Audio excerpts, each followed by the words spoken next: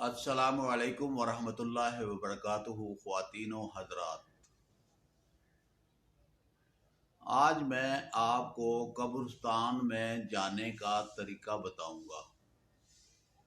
कि कब्रिस्तान में किस तरीके से जाना है और वहाँ जाकर किस तरीके से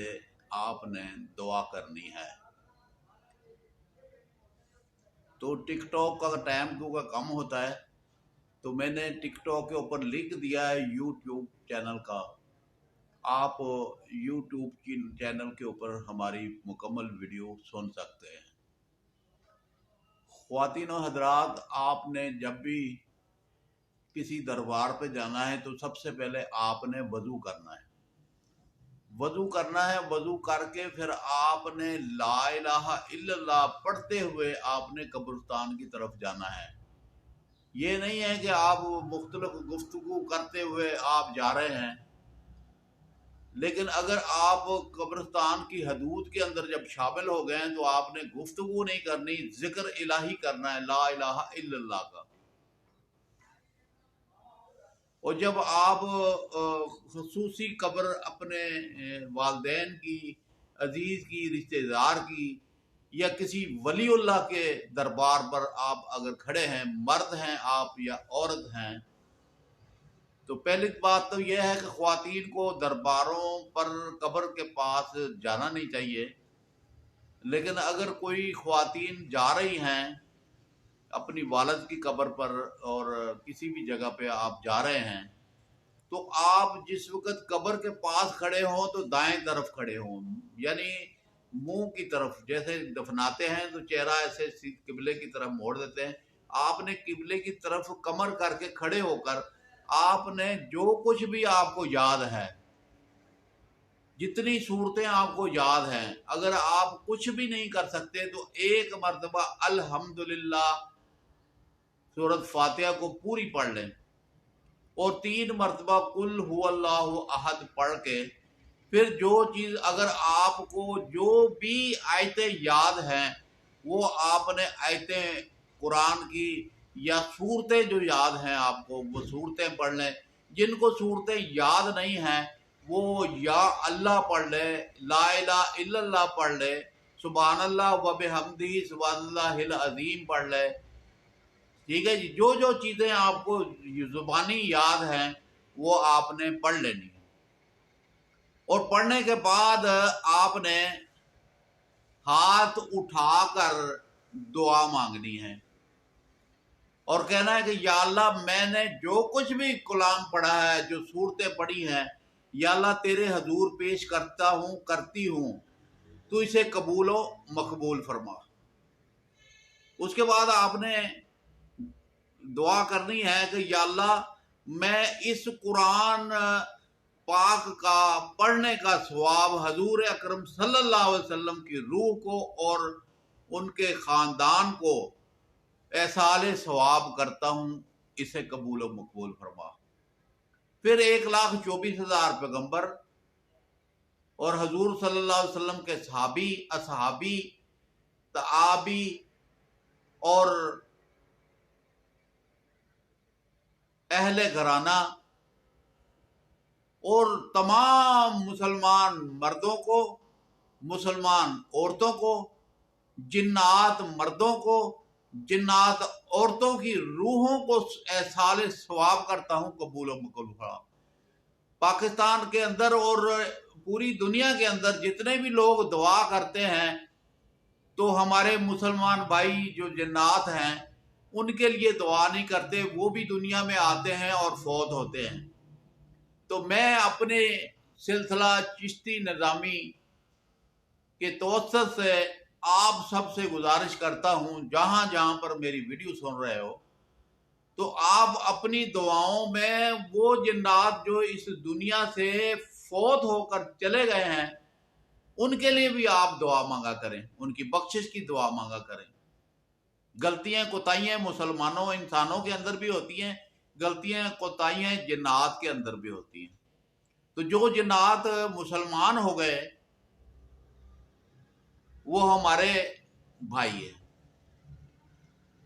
تو ہمیں چاہیے کہ جناب ہم جب بھی دعا مانگیں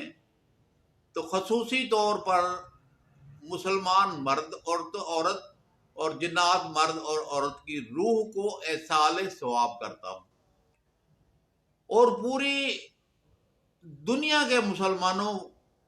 کے لیے دعا کرتا ہوں جو اس دنیا سے رخصت ہو گئے ہیں۔ یہ دعا جو ہے آپ نے کرنی ہے، یہ دعا جو ہے نا آپ جس وقت پڑھیں گے اور اس کے بعد میں آپ نے دعا کو ختم کرنا ہے، اور ختم کرنے کے بعد آپ کچھ دیر ذکر الہی کر رہے ہیں یا جو کر چکے ہیں، دعا آپ نے مکمل کر لیے، بخشش کے لیے آپ نے دعا کیے، اور اس کے بعد میں آپ نے کہنا ہے کہ یا اللہ میں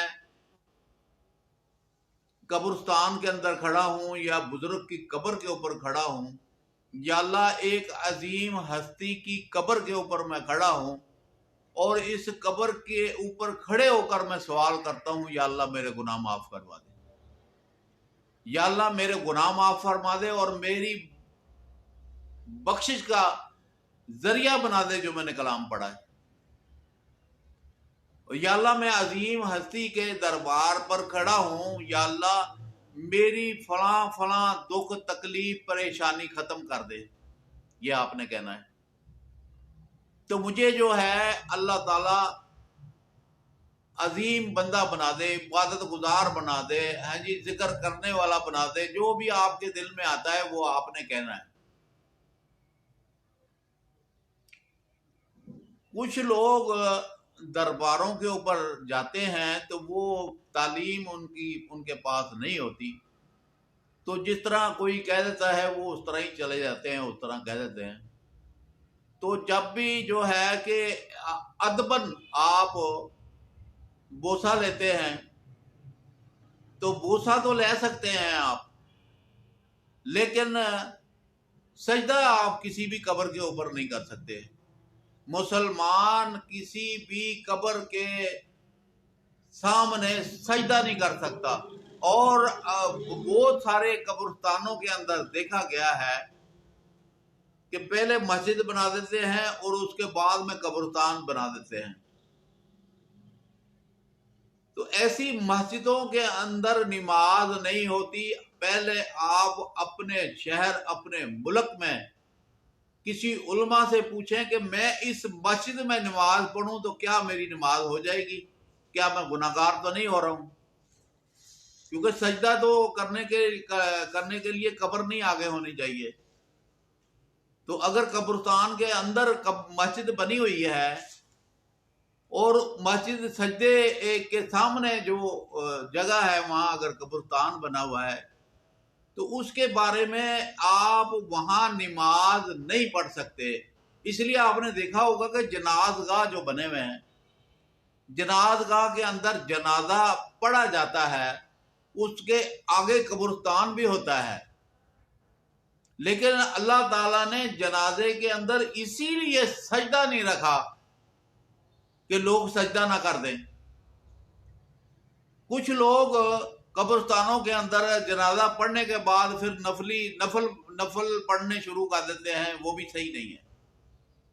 آپ نے اس طرح کا کام نہیں کرنا جس میں آپ گناہ کے زمرے میں آئیں۔ آپ نے اچھا کام کرنا ہے اور آپ نے اپنے دفاع کے لیے دعا کرنی ہے اور بخشش کے لیے دعا کرنی ہے۔ باقی رہ گیا نیاز بانٹنے کا مسئلہ، تو نیاز اگر کوئی چیز لے کے چلے جائیں، وہاں پر بہت سارے لوگ بیٹھے ہوتے ہیں، بھوکے ہوتے ہیں، تو وہ انتظار میں ہوتے ہیں کہ کوئی صاحب آئے اور جناب علی کچھ بانٹے تو ہم کھائیں۔ تو یہ ضرورتوں کو پورا کرنے کے لیے آپ اگر مالدار ہیں تو آپ کوئی نہ کوئی چیز وہاں لے جا کر غریبوں کو بانٹ دیں۔ یہ جتنا کچھ بھی آپ بانٹیں گے صدقہ جاریہ ہوگا، اور اللہ آپ کو اس کے بدلے میں بہترین رزق عطا فرمائے گا۔ اور میں جو بات کر رہا تھا یہ بڑی عظیم بات کر رہا تھا، سمجھانے کی کوشش کر رہا تھا، لیکن کچھ لوگ کے پاس ٹائم نہیں ہوتا، تو وہ حضرات کو میں ایک آسان سا طریقہ بتا دینا چاہتا ہوں کہ وہ اپنے گھر میں ہی بیٹھ کر یہ کام کر سکتے ہیں۔ آپ کام سے فارغ ہو گئے، رات کو کھانا کھا لیا، کھانا کھانے کے بعد فارغ ہو گئے، آپ نے جناب 7 مرتبہ درود ابراہیمی پڑھنا ہے، 7 مرتبہ پہلے اور آخر میں، درمیان میں قرآن کی کوئی آیتیں پڑھ دیں اور کوئی صورتیں پڑھ دیں۔ پڑھنے کے بعد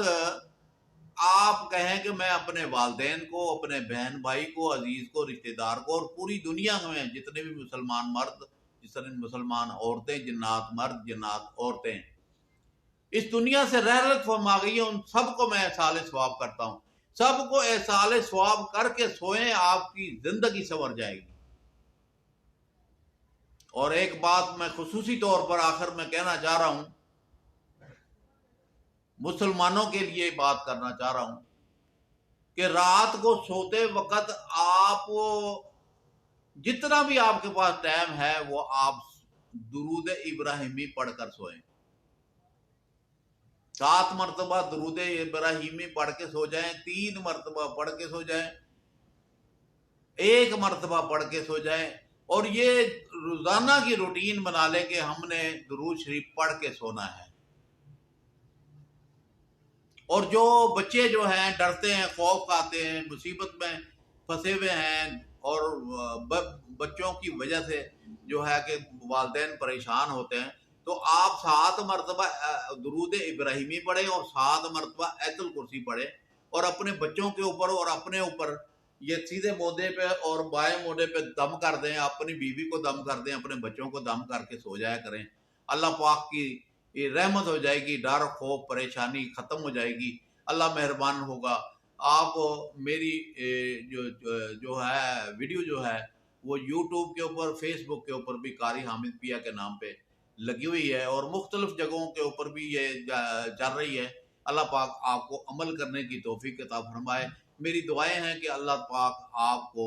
عمل کرنے کی توفیق عطا فرمائے۔ آپ حضرات سے گزارش ہے کہ ہماری اس سے پہلے بہت ساری ویڈیو لوڈ ہوئی ہیں، تو اپلوڈ کیے ہیں، تو وہاں سے بھی جو آپ دیکھیں، وزٹ کریں ہمارا فیس بک پر، یوٹیوب کے اوپر اور ٹک ٹاک کے اوپر، اور وہاں دیکھیں۔ اگر ہو سکتا ہے کہ وہاں پر کوئی آپ کے مطلب کی کوئی بات ہو اور اسے سن کر آپ اس پر عمل کریں اور آپ کا مسئلہ حل ہو جائے۔ میری طرف سے سب سننے والوں کو السلام علیکم ورحمۃ اللہ وبرکاتہ۔